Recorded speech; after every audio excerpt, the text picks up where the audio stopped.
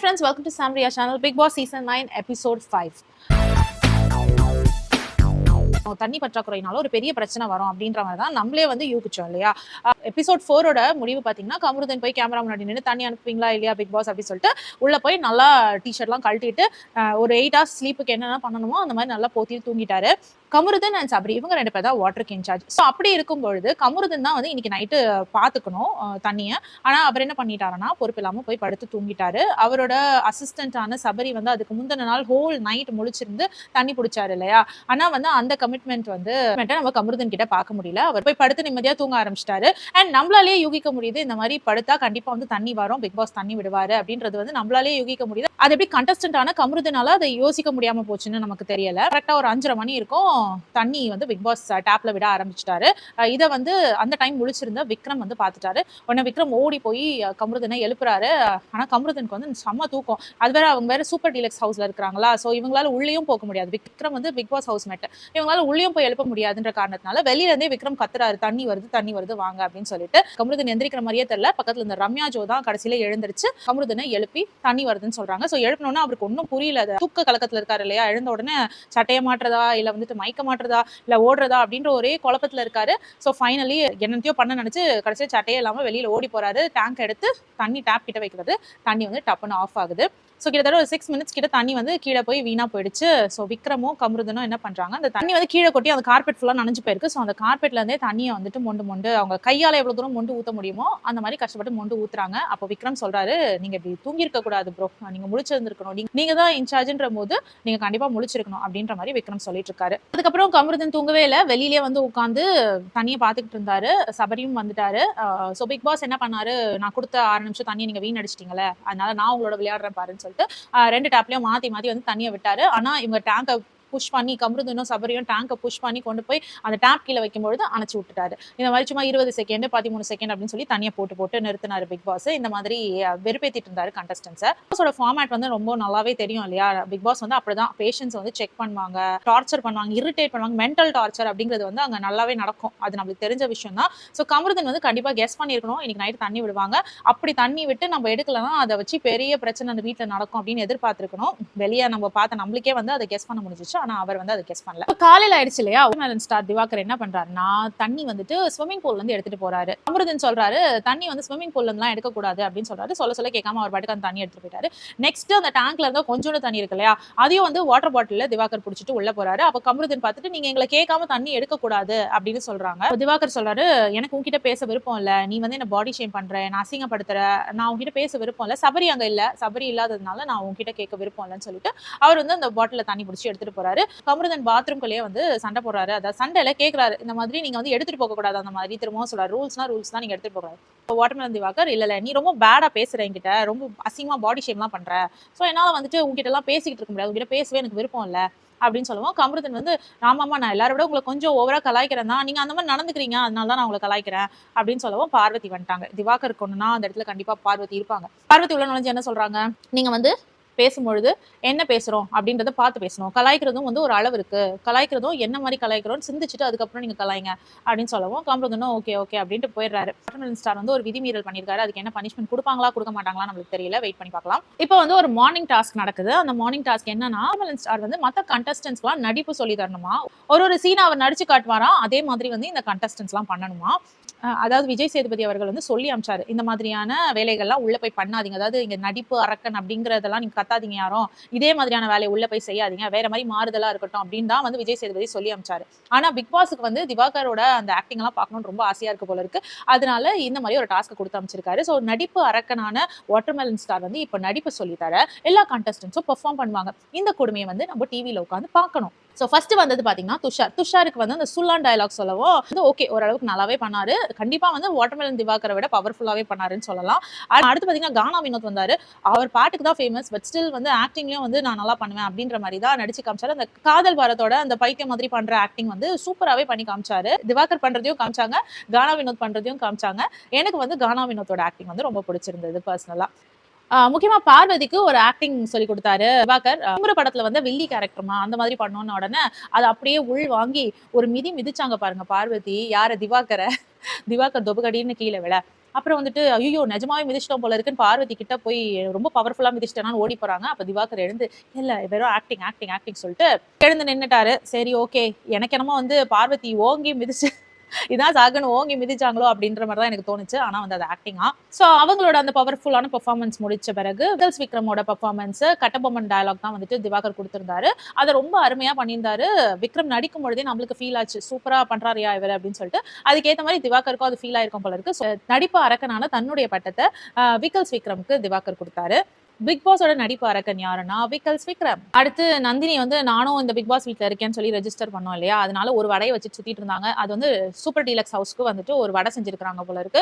அதை வந்து இவங்களால சாப்பிட முடியாது இல்லையா, அந்த வேதனையோட அந்த வடையை தூக்கிட்டு சுத்திட்டு இருக்காங்க. பாருங்க, வடையை பிச்சுட்டேன், மோந்து பார்த்துட்டேன், இருந்தாலும் என்னால சாப்பிட முடியல, இந்த மாதிரி ஒரு கொடுமை யாருக்கும் வரக்கூடாது அப்படின்னு சொல்லிட்டு கேமரா முன்னாடி காமிச்சிட்டு பேசிட்டு இருந்தாங்க. சரி, ஏதோ கொஞ்சம் அவங்களும் வந்து எபிசோட்ல வரணும்னு ஆசைப்படுறாங்க போல, அதனாலதான் ஏதோ கண்டென்ட் பண்ணிட்டு இருக்காங்கன்ற மாதிரி தோணுச்சு. அதே ஒரு கண்டென்ட்னு நம்மளுக்கு போட்டோ காமிச்சாங்க. சோ இப்போ அந்த தண்ணியை கீழே விட்டாங்க இல்லையா, அதுக்கு எதனா ஒண்ணு பேசணும்ல. சோ பிக் பாஸ் வந்து எல்லாரையும் லிவிங் ஏரியாவுக்கு கூப்பிட்டு உட்கார வச்சு கிளாஸ் எடுக்க ஆரம்பிச்சாரு. எவ்வளவு தண்ணி இருக்கு அப்படின்னு சொல்லி கேட்கவும் சபரி சொல்றாரு 50 லிட்டர் தண்ணி கம்மியா தான் இருக்கு அப்படின்ட்டு. உடனே பிக் பாஸ் கேட்கறா, சரி எவ்வளவு தண்ணி விட்டீங்க அப்படின்னு சொல்லி கேட்டதுக்கு 4 தடவை வந்துச்சு பிக் பாஸ், ஒரே ஒரு தடவை விட்டோம், மிச்ச 3 தடவையும் டேங்கை கொண்டு போய் வைக்கும்பொழுது தண்ணி நின்னுடுச்சு அப்படின்ற மாதிரி சொன்னாங்க. அப்படியா, 4 தடவை தான் நீங்க விட்டீங்களா, வாங்க ஒரு குறும்படம் பார்க்கலாம்னு சொல்லிட்டு டே 4லயே வந்து குறும்படம் போட்டு விட்டாங்க. அந்த குறும்படம்ல என்ன இருந்ததுன்னா, எப்ப அவங்க தண்ணி விட்டாங்க அப்படின்னு சொல்லிட்டு அதுல முக்கியமா ரொம்ப நேரம் தண்ணி வேஸ்டா போனது ஒரு 2 தடவை. அங்க உள்ள வந்துட்டு ஒரு தொடப்பம் விஷயம் பேசிட்டு இருந்தாங்க பாத்தீங்களா டைனிங் ஏரியால, அந்த டைம் வந்துட்டு ஒரு 6 நிமிஷம் போல தண்ணியை கீழே விட்டுருக்காங்க. அதுக்கப்புறம் திரும்பவும் நைட்டு கமருதன் தூங்கிட்டு இருந்தார் இல்லையா, அப்போ ஒரு 6 நிமிஷம் போல தண்ணியை விட்டுருக்காங்க. மொத்தம் ஒரு 6 தடவை வந்து நீங்க தண்ணியை பிடிக்காம விட்டுருக்கீங்க. 3 தடவை வந்து பிக் பாஸ் சும்மா விளையாண்டார்ல 20 செகண்ட்ஸ் 13 செகண்ட்ஸ் எல்லாம் விட்டு விட்டு ஆஃப் பண்ணார்ல, அதையும் சேர்த்து போட்டு நீங்க ஒரு 6 தடவை வந்து தண்ணி பிடிக்காம விட்டுருக்கீங்க அப்படின்னு பிக் பாஸ் சொன்னாரு. இந்த சைட்ல திவாகர் எல்லாம் வந்து ஒரு காமெடி பண்ணிட்டு இருந்தாரு. அதாவது அந்த குறும்படம் போடும்போது விகல்ஸ் விக்ரம் வந்து தண்ணி வந்துருச்சுன்னு ஓடி வராரு. அவர் ஓடி வரதை பார்த்தோன்னா அப்படியே எம்ஜிஆர் பாக்குற மாதிரி இருக்கு அப்படின்னு எல்லாரும் சொல்லிட்டு இருந்தாங்க. இந்த சைட் திவாகர் வந்து ஓடி வராங்களே, இதெல்லாம் வந்து கேப்சர் ஆயிருக்குமா, இதெல்லாம் எபிசோட்ல காட்டியிருப்பாங்களா அப்படின்னு சொல்லவோ ஷோ அப்படின்னு விக்ரம் வந்து தலையில அடிச்சுக்கிறாரு. ஏன்னா அது வந்து விக்ரம்க்கு ஒரு நல்ல பேர்ல, ஒரு குட் ஜாப். அவர் வந்து முழிச்சிருந்து அந்த தண்ணி வருதுன்னு பார்த்துட்டு ஓடி போய் கமருதனை கூப்பிடுறதுன்றது வந்து ஒரு நல்ல விஷயம். ஸோ அவருக்கு ஒரு நல்ல நேம் கிடைக்கும் இல்லையா. ஸோ அதான் திவாகர் கேட்கிறாரு, கேப்சர் பண்ணிருப்பாங்களா, இந்த விஷயத்தை காமிச்சிருப்பாங்களா அப்படின்ற மாதிரி கேட்கவும் விக்ரம் வந்து தலையில அடிச்சுக்கிறாரு. ஐயோ நீங்க வேற தண்ணி வேஸ்டா போகுது அதை பத்தி பேசாம அப்படின்னு பிக் பாஸ் கரெக்டா அந்த பாயிண்ட்டை கேட்ச் பண்ணிட்டாரு. பிக் பாஸும் சொல்றாரு, தண்ணி வீணா போறதை பத்தி உங்களுக்கு கவலை இல்ல, நம்ம இந்த ஃப்ரேம்ல தெரிஞ்சுமா தெரியலையா அதுதான் வந்து உங்களுக்கு முக்கியமா இருக்குல்ல அப்படின்ற மாதிரி பிக் பாஸ் சொன்னாரு.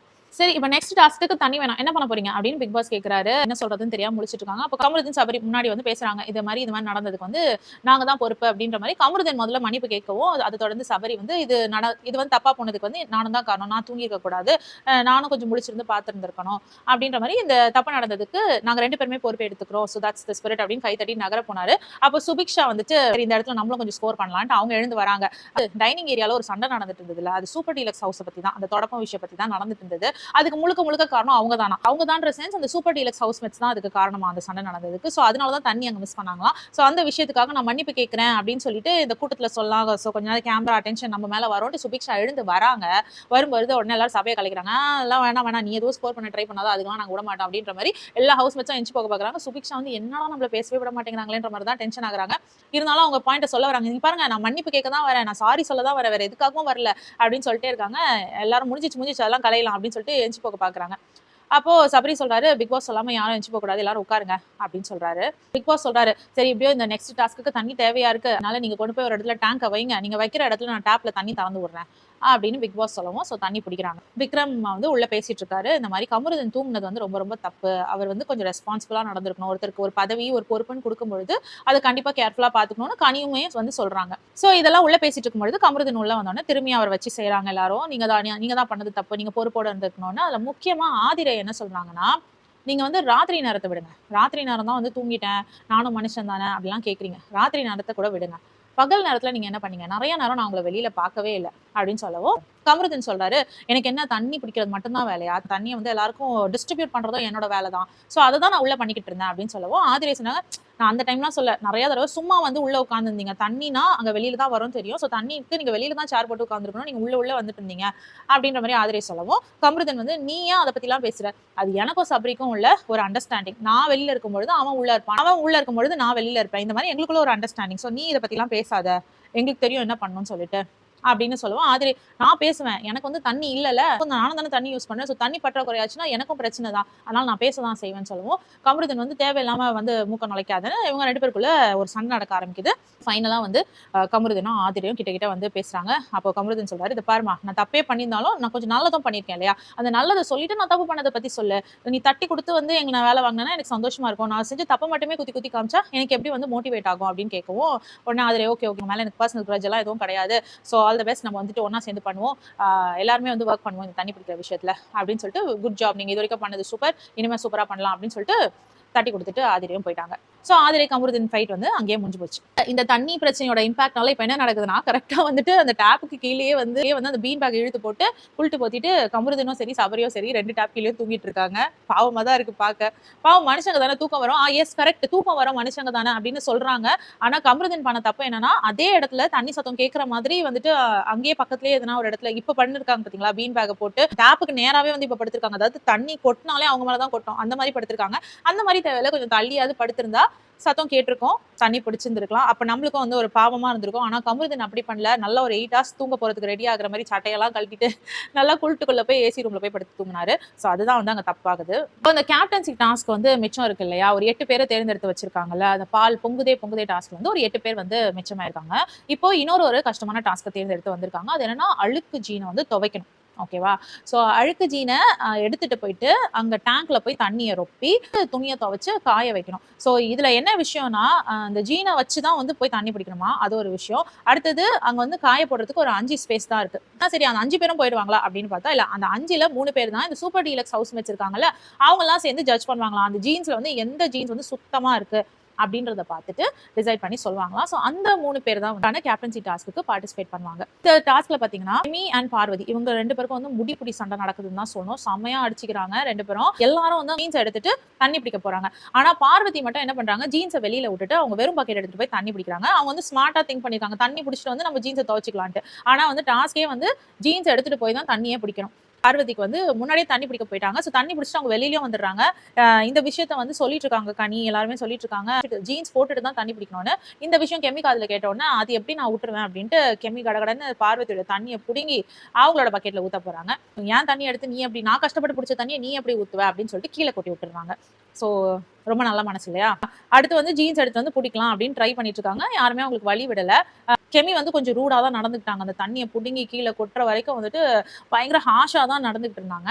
நடுவில் வந்து சபரி வந்துட்டு தண்ணி பிடிக்க வராரு. அவரும் வந்து அவரோட அழுக்கு ஜீன்ஸை துவைக்கிறதுக்கு ட்ரை பண்ணி தண்ணி பிடிக்க வராரு. அப்போ அவர் சொல்லிடுறாரு, என் காலில் அடிபட்டிருக்கு, இந்த கூட்டத்தில் என்னால் நுழைஞ்சி தண்ணி பிடிக்க முடியாது அப்படின்ற மாதிரி சொல்லிடுறாரு. அப்போ பார்வதி சொல்றாங்க, ஆமா, அதுவும் முக்கியமா இந்த கெமிலாம் இருக்காங்க பார்த்தீங்களா, இவங்கெல்லாம் வந்து உங்களை மூஞ்சிலே குத்துவாங்க, தள்ளி விடுவாங்க, இந்த மாதிரி நிறைய விஷயங்கள் பண்ணுவாங்க. ஸோ இவங்களோடலாம் நம்மளால விளையாட முடியாது அப்படிங்கிற மாதிரி பார்வதி சொல்லிட்டு இருக்காங்க. ஜென்ரலா கெமி வந்து தன்னோட பேர் கேட்டாலே என்ன பண்ணுவாங்க, சண்டைக்கு போய் நிப்பாங்களா? ஆனா அது திவாகர் கிட்ட மட்டும் தான் பண்ணுவாங்க போல, பார்வதி கிட்ட பண்ணல. பார்வதி இத்தனைக்கும் ரொம்ப வம்பிழுக்கிறாங்க கெமிய. இவங்க வந்து மூஞ்செல்லாம் உடைக்கிறாங்க, முக்கியமா இந்த லேடி இருக்காங்களே இவங்க பயங்கரமா அடிக்கிறாங்க, அப்படி இப்படின்னு வம்புக்கு வந்து இழுக்கிறாங்க. ஆனா கெமி வந்து ஒரு வார்த்தை பேசல. சரி, டாஸ்க் முடிஞ்ச பிறகாவது அது சண்டையாகும்னு பார்த்தா அப்பவும் வந்து அவங்க போய் சண்டையே போடல. அது ஏன் தெரியல, ஒருவேளை கெமி வந்து பார்வதியை பார்த்து பயப்படுறாங்களோ தெரியல. இதுவே வந்து திவாகர் பேசியிருந்தா அவ்வளவுதான், இந்நேரம் திவாகரை வந்து தூக்கி போட்டு பந்தாடி இருப்பாங்க. வாட்டர்மெலன் ஸ்டாரை வந்து அடிச்சு நொறுக்கி இருப்பாங்க கெமி. பார்வதின்னு வரும்போது அவங்க வாயே கொடுத்துக்கல. அதனால என்ன ஆயிடுச்சு, பார்வதியால அந்த தண்ணி பிடிக்க முடியல. ரவீன் ராஜ்தேவ், ஆதிரை, துஷார் இவங்க 3 பேரும் வந்துட்டு முதல்ல துணி துவைச்சு காய வச்சுட்டாங்க. அதுக்கு அடுத்து பாத்தீங்கன்னா பார்வதி வந்து தண்ணியே கிடைக்கலனாலும் பரவாயில்லன்னா அடுத்தவங்க துவைச்சு அழுக்கு தண்ணி இருக்கும் இல்லையா, அந்த தண்ணியிலாவது நான் வந்து கிளீன் பண்ணேன் அப்படின்ட்டு பார்வதி போயிட்டு அவங்க யூஸ்டு வாட்டரை வச்சு கிளீன் பண்ணலான்னு ஆதிரையோட தண்ணி எடுக்க போறாங்க. அப்போ ஆதிரை வந்து வேண்டே கொட்டி விட்டுறாங்களாம் தண்ணியை. சோ இது வந்து பார்வதிக்கு ரொம்ப கோவம் வந்துருது. எவ்வளவு நல்ல மனசு பாரு, நான் வந்து அந்த அழுக்கு தண்ணியில தான் துவைக்கிறேன், அப்பவும் வந்துட்டு அந்த தண்ணியை கொட்டி விடுற ஆதிரைனா அவளுக்கு எவ்வளவு நல்ல மனசு பாரு அப்படின்னு சொல்லுவோம். ஆதிரை வந்து அது என்னோட கேம் பிளே, அது வந்து நீங்க குறை சொல்ல முடியாது அப்படின்னு சொல்லிட்டு ஆதிரை சொன்னாப்ல. ஓகே, அது ஆதிரையோட கேம் பிளேன்றது வந்து நம்ம அக்செப்ட் பண்ணிக்கலாம். இப்போ பார்வதி ரொப்பி எடுத்துட்டு வந்த தண்ணியை கெமி அவங்க பக்கெட்ல கொட்டினாங்க. அப்போ கெமி பக்கெட்டை கவுத்து விட்டாங்க பார்வதி. சோ அது வந்து பார்வதியோட கேம் பிளே, அது வந்து கரெக்ட்னா அப்போ இவங்க ஆதிரை பண்ண விஷயமும் கரெக்ட் தான். அவங்க கிளீன் பண்ணி துவைச்சதை இப்போ பார்வதி வந்து துவைச்சிட போறாங்களோன்னு சொல்லிட்டு வேண்டிய அந்த பக்கெட் தண்ணி கீழே கொட்டி விட்டாங்க. ஓகே தான், அவன் பண்ணலாம் தான், தப்பு கிடையாது. ஆனா பார்வதிக்கு வந்து அதான் ரொம்ப கோவம் வந்துருச்சு. யூஸ்டு வாட்டர் தானே நான் யூஸ் பண்றேன்ற, அப்போ எதுக்காக வந்து ஆதிரை கொட்டி விட்டா, அது தப்பு தானே. அவ மேல எனக்கு பயங்கர கோவம் வருது, அவளா இருக்கிற இடத்துல எனக்கு இருக்கவே பிடிக்கல, ஆனா இந்த வீட்டுக்குள்ள இருக்கிறதுனால இருக்கதான் வேண்டி இருக்குன்னு சொல்லவும் திவாகரும் கலையும் வந்து பார்வதியை சமாதானப்படுத்துறாங்க. துஷார், பிரவீன், ராஜ்தேவ் அண்ட் ஆதிரை இவங்க 3 பேரும் தான் வந்து நல்லா துவைச்சிருக்காங்கன்னு சொல்லிட்டு அடுத்த ரவுண்டுக்கு செலக்ட் ஆகுறாங்க. பார்வதியும் வந்து அந்த அழுக்கு தண்ணியை துவைச்சு கொண்டு போய் காய போட்டுட்டாங்க. ஆனா பார்வதி இது வந்து கொஞ்சம் அழுக்கா தான் இருக்கு அப்படின்னு சொல்லிட்டு அதை ரிஜெக்ட் பண்ணிட்டாங்க. பார்வதிக்கு வந்து செம்ம கோவம். இப்போ கெமி பண்ணது, ஆதிரை பண்ணது எல்லாம் சேர்ந்து ரொம்ப கோவமாயிடுச்சு. கேமரா இருக்கிற பக்கமா வந்து உட்காந்து பார்வதி ஓன்னு அழுக. அவங்களால திட்ட முடியல, கத்த முடியல, யாரும் சண்டைக்கும் வர மாட்டேங்கிறாங்க. அவங்க முகத்துல தெரியுது, அவங்களோட கண்ணுல தெரியுது, அவங்க ஆக்ஷன்ல தெரியுது, அவங்க ரொம்ப ஆத்திரத்துல இருக்காங்கன்னு சொல்லிட்டு. ஆனா அது அப்படியே அந்த ஆத்திரம் வந்து அழுகையா மாறுது. ஸோ அழுதுட்டு இருக்காங்க அவங்க. அப்போ கலை வந்து சமாதானப்படுத்த வரும்போது, போயிடு, நான் எதனா தப்பா பேசிட போறேன் அப்படின்னு சொல்லி தள்ளி விடுறாங்க. ஸோ அவங்களோட பேசிக்கலி அவங்க மேஜரான கோவம் என்னன்னா, அழுக்கு தண்ணியில துவைக்க வந்தேன், அப்போ ஆதிரை அவளோட தண்ணியை கூட கொட்டி விட்டா, அழுக்கு தண்ணி தானே, அது கொடுத்தா என்ன, அவ்வளவு தூரம் வந்து செல்ஃபிஷா இருக்காங்க இந்த வீட்டுல எல்லாரும் அப்படிங்கிறது வந்து பார்வதியுடைய கோவம். அடுத்து அவங்கவுங்க அந்த லைஃப் ஸ்டோரி சொல்ற ஒரு டாஸ்க் இருக்கு இல்லையா, அதை ஆரம்பிக்கிறாங்க. அந்த டாஸ்க், அந்த அழுக்கு ஜீன்ஸ் துவைச்ச டாஸ்க் முடிஞ்ச கையோடயே வந்து இந்த டாஸ்க் ஆரம்பிக்கிறாங்க போல. எல்லா ட்ரெஸ்ஸுமே ரொம்ப அழுக்கா இருக்கு. ஸோ ஆதிரை வந்து போய் உட்காந்து அவங்களோட கதையை ஃபர்ஸ்ட் சொல்றாங்க. ஆங்கர் ஆகணும்னு ரொம்ப ட்ரை பண்ணேன். அப்படி அதுக்கு ட்ரை பண்ணிட்டு இருக்கும்போது தான் வந்து எனக்கு பிகில் படத்துல நடிக்க வாய்ப்பு கிடைச்சது. ஸோ அங்கே தான் என் கரியர் ஸ்டார்ட் ஆச்சு. ஊர்ல வந்து நிறைய பேர் வந்து நான் இந்த லைன் எடுக்கும்பொழுது எல்லாரும் சொல்லிட்டு இருந்தாங்க, பொண்ணை இப்படி அனுப்புறீங்களே, இந்த லைன் தேவையா அப்படின்னு சொல்லிட்டு இருந்தவங்க, இப்போ வந்து நான் முன்னேறி சில படங்கள்லாம் நடிச்சோன்னே என்ன எக்ஸாம்பிளா காமிச்சு, என்ன இன்ஸ்பிரேஷனா வச்சு அவங்களோட வீட்டு பசங்களுக்குலாம் சொல்றாங்க, அந்த மாதிரி நீயும் போய் பண்ணு அப்படின்னு சொல்லிட்டு எங்க ஊர்ல இருந்து மக்கள்லாம் அனுப்புறாங்க. ஸோ நான் நிறைய பேர் இன்ஸ்பயர் பண்றேன்றது வந்து எனக்கு சந்தோஷமா இருக்கு அப்படின்றது வந்து ஆதிரை வந்து ஷேர் பண்ணிட்டு இருந்தாங்க. அடுத்து பாத்தீங்கன்னா இவர் பிரவீன் காந்தி வந்தார். பிரவீன் காந்தி வந்துட்டு, ஸோ இன்னைக்கு தலைப்பு நானுங்கிறது அப்படின்னு ஒரு பெருசா ஒரு உரை கொடுக்க போற மாதிரி அவரோட பேச்ச ஆரம்பிச்சோன்னே பார்வதி வந்து, இங்க பாருங்க, இது வந்து ஜேர்னி பத்தி தான், உங்களோட ஜேர்னி பத்தி தான், நீங்க என்ன தலைப்பு வச்சு பெருசா ஏதோ ஸ்பீச் கொடுக்குற மாதிரி ஆரம்பிக்கிறீங்கன்னு பார்வதி கேட்கவும், உடனே பிரவீன் காந்தி, இதை பாருங்க, இன்டரப்ட் பண்ணாதீங்க, எனக்கு வந்து டிஸ்டர்ப் ஆகுது, உங்களுக்கு கேட்க இஷ்டம் தான் கேளுங்க, நான் வெளில போங்க அப்படின்னு சொல்லவும், பார்வதி சரி நான் உட்காரேன்னு கால் மேல கால் போட்டு கால் ஆட்டிக்கிட்டே இருந்தாங்க. அப்போ பிரவீன் காந்தி வந்து, பாருங்க மரியாதையா உட்காருங்க, எனக்கு வந்து டிஸ்டர்ப் ஆகுது, நீங்க இப்படிலாம் பண்றது வந்து என்ன டிஸ்ரெஸ்பெக்ட் பண்ற மாதிரி இருக்கு, நான் ஒரு விஷயம் சொல்றேன்னா அதை ரிசீவ் பண்ணுங்க அப்படின்னு அவர் டென்ஷன் ஆகுறாரு. சரி ஓகே அப்படின்ட்டு பார்வதி உட்கார்ந்தாங்க. அவர் நல்ல விஷயங்கள் தான் சொன்னாரு. அவர் எவ்வளவு பெரிய டைரக்டரா இருந்தாரு, தான் வந்து நடிக்கணும் அப்படின்னு ஆரம்பிச்சதுல தான் வந்து அவருக்கு சில ஃப்ளாப் நடந்ததுல தான் வந்து அவரோட லைஃபே மாறிடுச்சு அப்படின்ற தன்னுடைய எக்ஸ்பீரியன்ஸ் வந்து எக்ஸாம்பிளா வச்சு, உங்க மனசு சொல்றத நல்ல விஷயங்களை யோசிச்சு பார்த்து முடிவெடுங்க அப்படிங்கிற மாதிரியான ஒரு நல்ல மெசேஜ் தான் சொன்னார் அவரு. ஏன்னா த்ரிஷாவெல்லாம் அவர் தான் இன்ட்ரடியூஸ் பண்ணியிருக்காரு. ஆக்சுவலி பெரிய டைரக்டர் ஆக வேண்டியவர் தான். அவர் வந்து இப்போ இந்த பார்வதி காலாட்ட முன்னாடி உட்கார்ந்துருக்காரு. அதான் நேரம்னு சொல்லுவாங்கல்ல, ஒருத்தருக்கு நேரம்னு சொல்லுவாங்களா, அப்படிதான் இருக்கு இது. அவர் மட்டும் இந்நேரம் வின் பண்ணி ஒரு நல்ல நிறைய படங்கள் எடுத்து அவர் இப்போ ஒரு சக்சஸ்ஃபுல் டைரக்டரா இருந்தா இந்த மாதிரி அவர் வந்திருக்க வேண்டிய அவசியம் இல்லை. பார்வதியோ அவங்க முன்னாடி கால் மேல கால் போட்டு அப்படி உட்கார்ந்துருக்க வேண்டிய அவசியம் இல்லை. அதேதான் வயசுக்கு மரியாதைன்னு ஒண்ணு இருக்கு. அந்த மாதிரி பண்ண வேண்டிய அவசியம் கிடையாது தான். பார்வதி அந்த இடத்துல கொஞ்சம் திமிரா தான் நடந்துக்கிட்டாங்க. ஏன் வந்து பிரவீன் காந்தி கிட்ட மட்டும் அவ்வளவு கோவம் தெரியல. மேபி பிரவீன் காந்தி வந்து பார்வதி எலிமினேட் ஆயிடுவாங்க அப்படின்னு சொன்னார்ல, அந்த ஒரு கோவத்துல தான் பார்வதி இப்ப வரைக்கும் பிரவீன் காந்தி கிட்ட அப்படி நடந்துக்கிறாங்க போல இருக்கு. அடுத்து கலையரசன் வந்தாரு. அவர் வந்து தன்னுடைய ஃபேமிலி விஷயத்தை தான் சொன்னாரு. தன்னோட வைஃபை பத்தி பேசினாரு, தன்னுடைய அம்மா அப்பாவை பத்தி பேசினாரு. அப்பா வந்து ரொம்ப அடிப்பாரு, அம்மா வந்து எங்க 4 பசங்க, எங்க 4 பேரையும் கூப்பிட்டுட்டு வெளியில வந்துட்டாங்க, லைஃப் ரொம்ப ஸ்ட்ரகிளா இருந்தது, என் வைஃப் வந்துட்டு மில்லியன் ஃபாலோவர்ஸ் வச்சிருந்தா, ஃபர்ஸ்ட் மில்லியன் ஃபாலோவர்ஸ் எடுத்ததே என் வைஃப் தான், ஸோ எங்க 2 பேருக்கும் வந்து லவ் மேரேஜ் அப்படின்ட்டு அந்த விஷயங்கள்லாம் சொல்லிட்டு இருந்தாரு. ஸோ அவர் நிறைய விஷயங்கள் செஞ்சிருக்கிறாரா, நிறைய நல்லது மற்றவங்களுக்கு செஞ்சிருக்காராம். ஆனா அவர் கஷ்டப்படும் பொழுது யாருமே வரல அப்படிங்கிற ஒரு விஷயத்த சொன்னாரு. 9 மந்த்ஸா வந்து நான் ரொம்ப கஷ்டப்படுறேன், நான் ஃபோன் பண்ணா கூட ஃபோன் எடுக்கல அப்படின்னு சொன்னாரு. அவர் சொன்னது தப்பு இல்ல. நான் நிறைய பேருக்கு உதவி பண்ணேன், அதுல ஒருத்தர் கூட வந்து எனக்கு ஹெல்ப் பண்ணல அப்படின்னு சொல்லியிருந்தா பரவாயில்ல. எந்த நாயுமே எனக்கு ஹெல்ப் பண்ணல அப்படின்னு ஒரு சபையில வந்து சொன்னது வந்து ரொம்ப தப்பான விஷயம். சபை நாகரிகம்னு ஒரு விஷயம் இருக்கு. இது இவ்வளவு பெரிய டிவியில வரப்போகுதுன்றதும் வந்து கலைக்கு நல்லாவே தெரியும். ஸோ நாய்கள் அப்படின்னு அவர் ரெஃபர் பண்றது வந்து ரொம்ப தப்பு. பாஸ் வந்து நல்லா தண்ணி தந்துட்டாரு, டேங்க்ல தண்ணி பிடிச்ச சந்தோஷத்தோட இப்ப எல்லாருமே உட்காந்து பேசிட்டு இருக்காங்க. விக்கல்ஸ் விக்ரம், ஆதிரை, எஃப்ஜே எல்லாரும் வந்து ஒன்னா உட்காந்து கார்டன் ஏரியால பேசிட்டு இருக்காங்க. அப்ப என்ன நடக்குதுன்னா, இந்த தண்ணி வச்சு ஒரு டிஸ்கஷன் நடக்குது. விக்கல்ஸ் விக்ரம் வந்து இதை ஃபன்னா கொண்டு போலாம்னு சொல்லிட்டு இந்த தண்ணி விஷயத்தை வச்சு அவர் வந்து ஒரு கான்செப்ட் சொல்றாரு. இந்த தண்ணிக்காக வந்து இவங்க 2 பேர் படுத்திருக்காங்கன்னு வச்சுக்கோங்களேன், டேப்பு கீழே படுத்திருக்காங்க. அப்ப தண்ணி வந்து இவங்க மூக்குல ஊத்தி தண்ணி வந்து அடைச்சி இவங்க 2 பேர் செத்து போயிட்டாங்கன்னா, அதை வந்து முதல்ல பாக்குறவங்க வந்து நம்ம கண்டஸ்டன்ஸ்லாம் வந்து எப்படி ரியாக்ட் பண்ணுவாங்க, யார் முதல்ல பாப்பா, அவங்க எப்படி ரியாக்ட் பண்ணுவாங்கன்னு சொல்லுங்கன்னு சொல்லவும், ஸோ ஆளாளுக்கு அவங்களோட விஷயத்தை இவங்க இப்படிதான் ரியாக்ட் பண்ணுவாங்கன்னு நடிச்சு காமிச்சிட்டு இருந்தாங்க. அதுல குறிப்பா வந்து நந்தினியை பத்தி சொல்லுங்க அப்படின்னு ஆதிரை கேட்கவும், விக்ரம் வந்து சொல்லிட்டாரு எனக்கு தெரியல அப்படின்ற மாதிரி அவர் நழுவிட்டாரு. அப்போ எஃப்ஜே வந்துட்டு நந்தினி பார்த்தா விடாம சிரிச்சுக்கிட்டே இருப்பா அப்படின்னு சொல்லிட்டு கேட்க பக்கம்னு சிரிச்சு காமிச்சாரா. நந்தினி அதை பார்த்தாங்க. பார்த்தோன்னா ஆதிரை வந்து சொன்னாங்க, உன்னதான் நடிச்சு காமிச்சிட்டு இருக்கான், நீ இப்படிதான் பண்ணுவேன்னு நடிச்சு காமிச்சிட்டு இருக்கான் அப்படின்னு சொல்லவும் பார்த்தாங்க. நந்தினி அப்படியா, என்னதான் நடிக்கிறானா, ஓகே அப்படின்னு சொல்லிட்டு சோகமா உள்ள போனாங்க. இவங்க சோகமா உள்ள போகும்போது என்னமோ நடக்க போகுது அப்படின்னு தோணுச்சு. உள்ள போயிட்டு ஒரு கூட்டமா கூடி டீலக்ஸ் ஹவுஸ்ல வந்து பேசிட்டு இருந்தாங்க. அங்க வந்து லைட்டா நந்தினி அழுதுட்டு இருந்தாங்க. அங்க என்ன பேசிட்டு இருக்காங்கன்னு வந்து கூர்ந்து கவனிச்சா கூட தெளிவா புரியல. நான் சிரிச்சதே இந்த வீட்டுக்கு வந்துதான், இப்படி பேசுறாங்களே, நான் சிரிக்கிறேன்னு பேசுறாங்களே அப்படின்னு சொல்லிட்டு கண்ணீர் வர மாதிரி பேசிட்டு இருந்தாங்க. அப்ப எல்லாரும் வந்து படு படு ஒன்றும் இல்லை, பிரச்சனை இல்லை, படு படு அப்படின்னு சொல்லிட்டு அவங்களுக்கு ஆறுதல் சொல்றாங்க. ஆனா அவங்க வந்துட்டு இல்ல இல்ல எனக்கு அழணும் போல இருக்கு, நான் பாத்ரூம் போறேன் அப்படின்னு எழுந்துச்சு நந்தினி பாத்ரூம் போறாங்க. ஸோ போகிற வழியிலேயே வந்து அழுதுகிட்டே போறாங்க. அப்ப சபரி எல்லாம் பாத்துடுறாரு. பார்த்துட்டு வா வா நந்தினி என்ன வா பேசலாம் வா அப்படின்னு சொல்லிட்டு பாத்ரூம்குள்ளேயும் போயிட்டு அவங்க உட்காந்து அழும் போது சபரி உட்காந்து தேத்திக்கிட்டு இருக்காரு. என்ன பிரச்சனை சொல்லு, அழுகாத, என்ன விஷயம் அப்படின்னு சொல்ல உடனே திடீர்னு அழுதுட்டு இருந்தவங்க கத்த ஆரம்பிச்சிடறாங்க. வெளியே போ, நீ வெளியே போ, இங்க உட்காராத, இப்ப நீ வெளியே போ அப்படின்னு சொல்லிட்டு பயங்கரமா அப்படியே ஒரு டிரான்ஸ்ஃபர்மேஷன் பார்த்த மாதிரி இருந்தது. சந்திரமுகியா மாறின நேரம் அப்படி சொல்லுவாங்களா, அந்த மாதிரி நந்தினியோட டிரான்ஸ்ஃபர்மேஷன் பாக்குறதுக்கு பயங்கரமா அந்த அழுதுட்டே இருந்தவங்க திடீர்னு கத்த ஆரம்பிச்சாங்க. வெளியே போ வெளியே போ அப்படின்னு சொல்லிட்டு அவங்க பண்றதெல்லாம் பார்த்தா அவங்களுக்கு லைஃப்ல வந்து ஏதோ ஒரு இடத்துல வந்து அவங்களுக்கு பெருசா ட்ராமா ஏதோ இருக்கு, பெருசு கஷ்டமான சுச்சுவேஷன் அவங்க கடந்து வந்திருக்காங்க. ஸோ அதோட தாக்கம் அவங்களுக்கு இருக்குன்ற மாதிரி தான் தோணுது. அவங்கள பார்க்கும்போதே வந்து அவங்களுக்கு கொஞ்சம் கவுன்சிலிங் தேவைப்படுதோ அப்படின்ற மாதிரி தான் நமக்கு ஃபீல் ஆச்சு. ஸோ திடீர்னு வந்து அந்த சேஞ்ச் ஓவர் வந்து ஷாக்கிங்காக இருந்தது. ஸோ அதை கேட்டு கனி எல்லாம் உள்ள வந்துட்டாங்க. உள்ள வந்துட்டு நான் எதுவுமே பேசல, நான் பக்கத்தில் சும்மா உட்காந்துக்கிறேன் அப்படின்னு கனி வந்து உட்காந்துக்கிட்டாங்க. அப்போ என்ன சொல்லி அழுறாங்கன்னா நந்தினி, நான் இந்த வீட்டுக்கு வந்து தான் நான் சிரிக்கவே ஆரம்பிச்சேன். நான் வெளியில இருந்த வரைக்கும் எனக்கு சிரிப்புனா என்னன்னே தெரியாது. பிக் பாஸ் வீட்டுக்கு வந்து தான் நான் சிரிக்கிறேன்.